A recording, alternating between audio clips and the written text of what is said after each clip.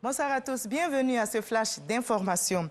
Plus que quelques semaines et nous serons en 2022. Pour faire face à ces obligations, l'État a besoin d'un budget.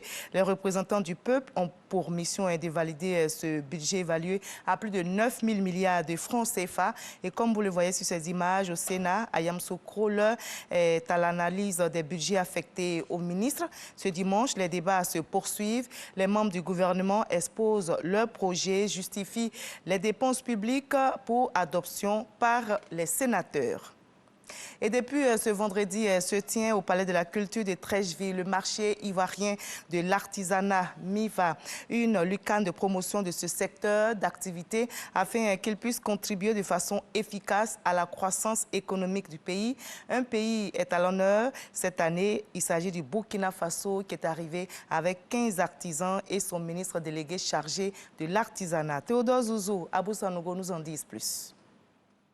Des métiers à tisser, des poteries, des vêtements sortis de pagnes tissés. Bref, l'esplanade du Palais de la Culture de Treichville transformée en un marché d'œuvres artisanales.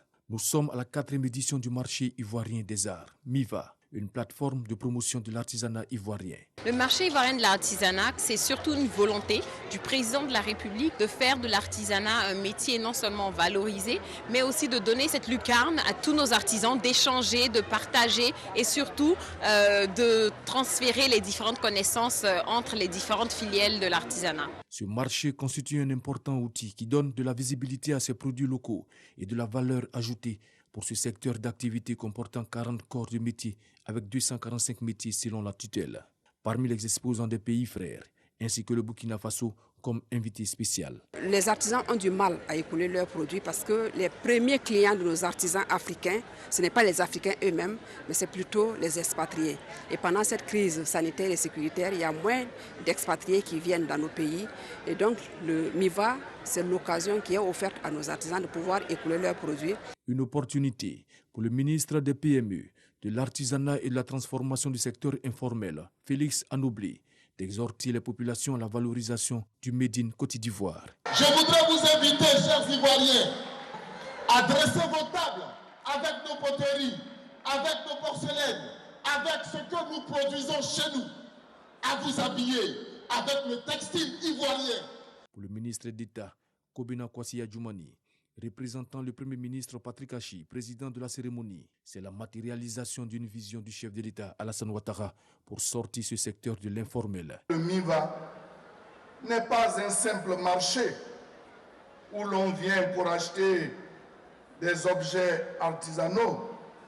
Il est aussi et surtout un cadre qui invite les entreprises artisanales à se formaliser.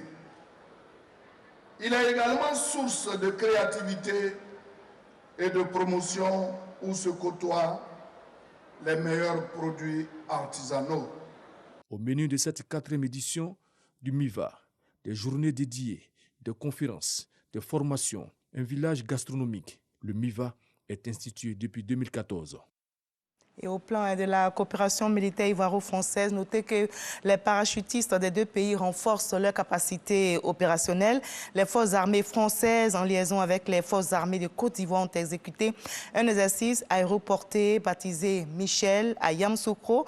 Un exercice qui a consisté en un largage de plusieurs unités de parachutistes françaises et ivoiriennes qui avaient pour mission de mettre en œuvre les procédures de déploiement par air. Et cet exercice a duré 2 jours. On y reviendra à 20h.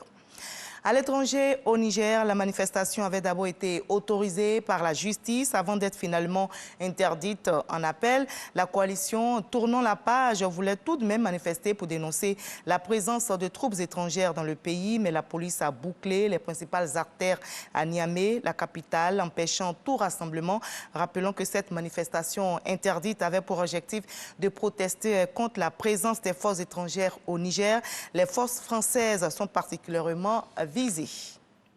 Et on va terminer par la Gambie où les premiers résultats pour la présidentielle sont tombés ce dimanche. Le président sortant, Adama Barrow, est largement en tête après publication des résultats partiels provenant de la grande majorité des circonscriptions. L'élection se joue sur un seul tour. Environ 1 million de Gambiens sur une population de 2 millions sont appelés à choisir parmi 6 candidats, tous des hommes. Celui qui dirigera pendant 5 ans le plus petit pays d'Afrique continentale. L'élection était annoncé comme un duel entre le sortant Barrow et l'opposant historique Darboe.